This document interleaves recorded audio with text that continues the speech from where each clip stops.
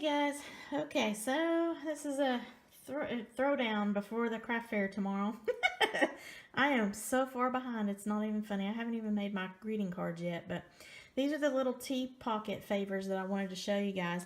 I got some of this white chocolate mocha black tea, and it's by Stash Premium.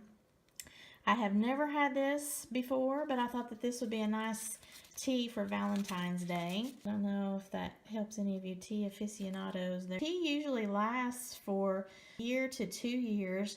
So even if I don't use all 100 bags that I got on Amazon through the craft fair and just my drinking it in general, then I would still be able to use it for, maybe next Valentine's Day. But I got this idea from Lyric Lover, and she makes all kinds of cool things for craft fairs, and I love her craft fair series because since I'm a newbie to it, I'm just kind of getting a feel for what is pretty cool for various craft fairs for holidays. When I saw this idea, I just loved it. I've actually made the tag. She had a stamp, a little tea stamp, which was really cute. But I created this tag myself with some clip art that I had, and I wanted to say something about tea. So I said tea time, and it has a little heart-shaped tea bag hanging down with a little teapot and some cupcakes and stuff in my pink and blue colors. And on the back side of it, of course, you can write whatever you're to and from, or maybe a little message or something. Now I will have the link down below where you can purchase these tags that I made.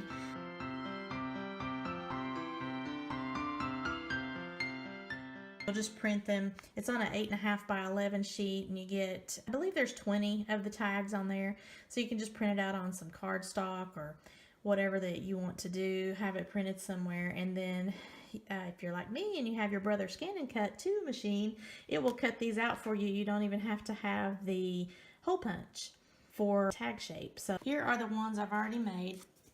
Now, according to Lyric Lover's directions, you're going to have a standard 6x6 piece of cardstock. And then you're going to want to be making a lot of score marks. So I'll give you the measurements here.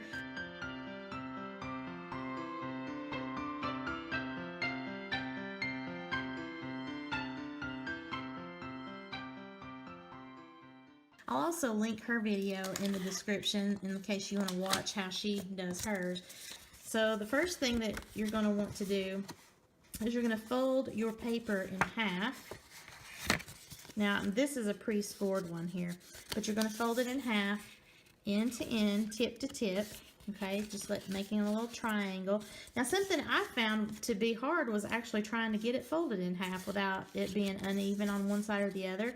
So I was beginning to wonder if it was just my folding skills or maybe the paper pad. This one I'm using, it's Vintage Valentine's Day, and it's pretty cool. And then I've also got a Galentine's, and let's see, just Valentine's Day here. Then you want to make a score line right down here, which is a 1/2 inch in. You'll go all the way down.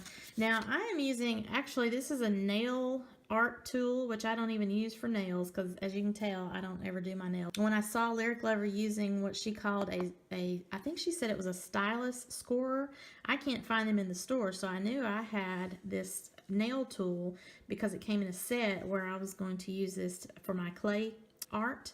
So I thought I would just use this one because it's got two tips. It's got a really tiny ball, and then it has kind of a medium size ball here. I'm using my brand new We Are Memory Keepers board here to score, and you can see those lines there. The ball of this stylus really goes into those lines very easily. It's a lot easier to use instead of this little plastic knife looking thing that comes in the board. It has a little stash house right there. First line that you'll be doing is a 1/2 inch, and you'll go all the way down with your stylus, and then you'll want to turn your triangle into the upward direction here to where the tip of your triangle is facing towards you, and you'll want to come in over here to the 2 3/4 measurement on your board. Score all the way down at 2 3/4 of an inch and leave it there if your scoreboard is long enough. and come over here to the 5 5/8, which is right here. You're going to make another score mark all the way down, and you might want to make 2 passes at each time. Then what I did is I flipped it over and I did the very same thing again, but it's on the other side. So same measurements, 2 3/4, 5 5/8. It just reinforces the scoring on both sides. That way you can get a better fold. Once you've got that done, then you come to the actual bone folder part, which I have this here. It's not really bone, it's acrylic. You're going to do all of your creases. I have already creased mine. So you're going to want to put some adhesive on this, but first you want to make some little holes on your tops, and then I like to use my little corner rounder here. What I do is I go ahead and I'm going to fold in my sides and another side. It doesn't really matter which flap you put over which flap. If one's uglier than the other, then I would put the best flap forward. Once you've done that, you will be folding this over so that both sides, it look like a little house. They're both touching. Right here, you have pointy ends. If you want to leave it like that, fine. If not, take your corner punch and round your ends. You might want to do them one at a time, like the top one, and then turn it around to do the back one. Once you've got your corners rounded here at the top, you can put those together and then take your hole punch and try to center it and then punch a hole. I'm sorry, this one is crooked. Sorry about that. Just imagine it's centered. Once you've got that done, then you can fold one side backwards, fold the other side backwards. Now your backs are touching. Okay, it looks like a little mountain when it sits. Now this is where you can take your ribbon, and I'm just using some Ofray, however you say that, white organza ribbon. Now earlier I made a boo-boo and my ribbon was way too short, so now I'm probably going to cut about, I'd say this is 8 inches of ribbon now instead of doing 5. You can come in here and either just pull your ribbon straight through the hole, or you can do a slip knot. Now if you do the slip knot version, you got 2 options here. A slip knot is where you make your loop, open up the loop, and then put the 2 loose ends through that loop, and then just pull it tight. Make it look however you want it to. At this point, you can trim your ribbon off however tall you want it and just leave it. You can dovetail it, you can slant cut it, however you want to do that. And you can just leave that this way rather than tying a bow like this. So I'm going to go ahead and tie a bow because that's how I did the others.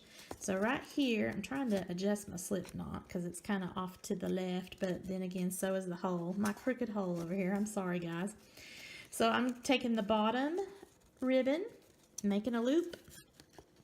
Then I'm taking this top ribbon and I am coming over, and then I'm going to take my thumb and push that through the opening, grabbing a hold of it with my other finger. Then I can adjust my ends and cut them like that. Now this is actually kind of a weird bow too, but you can do it the other way where, like these, they're kind of in a downward angle. The little tails are in a downward angle, however you want to do your bow. I hate tying bows, so probably what I would do again whenever I make another batch is just use the slip knot and just leave mine straight, uncut. So the next thing you can do is with your twine, and this is going to be to attach the lovely tag. Now you can use your hole punches and make any shape that you want. You don't have to do a gift tag shape. You can do a round circle, put a stamp sentiment that you like, whatever floats your boat there. At this point is where you can go ahead and pop in your tea package. Put that on the other side there. I have both of my tea packets in, and now I can go over here and put my tag on. Okay. Now you can do this part before you put your teas in or after. Go ahead, pop your twine on. I don't know, I think I had about 6 inches of twine. I don't even need that much in twine, but Better to have enough than too little. I'm just tying a simple knot on the twine. Now at this point, like I mentioned earlier, you can tie a little bow with the twine if you would like. I'm not going to do that. I'm just going to save myself having to tie bows and cut it off. And that's it. You can tuck your little tag in this way so that the paper kind of holds your tag if you like, or just leave it out. I think since it's going to a craft fair, I'm going to go ahead and tuck it in. That way it's going to be a little bit easier to travel. I've got some leftover honey sticks that I used with my apple cider packs. So I'm going to pop in a honey stick in each one of these when I get to the craft fair and set that up. So I'll try to remember and take a picture of that to show you how that looks. I think that helps to draw attention because a lot of people haven't seen honey sticks, and that brings their eye to your table, whereas sometimes they just kind of browse over the table fleetingly and then walk away. And they might be curious to try it if there's a honey stick in there. So that is a little tip for you. My little cocoa and apple cider packets for the Christmas craft fair went over very well. Even the sugar-free apple cider was a hit. I was surprised. I actually sold more of the sugar-free apple cider packets than I did the regular apple cider. You can also use this same project for anything that is this size of a tea pack. And Ghirardelli chocolates are a good example. I think a lot of people have been making those types of things now for a while. So I hope you guys have enjoyed this little project. And if you're doing a craft fair, let me know if you have tried these as well and how they worked out for you in your location. I really enjoy making this type of stuff, especially since I have so many embellishments and ribbons and all that stuff, which I don't ever really use. I accumulate them, but I don't use them. So these craft fairs are giving me the opportunity to use up my stash and make some really cute things and just kind of test out what works in my area. Now, as far as what I'm going to sell these for, I'm going to sell them for $3 each or 2 for $5, and that includes the little honey sticks that I was talking about earlier. I'll also leave a link below with my tags that I made. They'll get 20 tags on an 8.5 by 11 sheet, and it'll be $2.50, and it's instant digital downloads. Have a sparkle-rific Valentine's Day, y'all. Bye!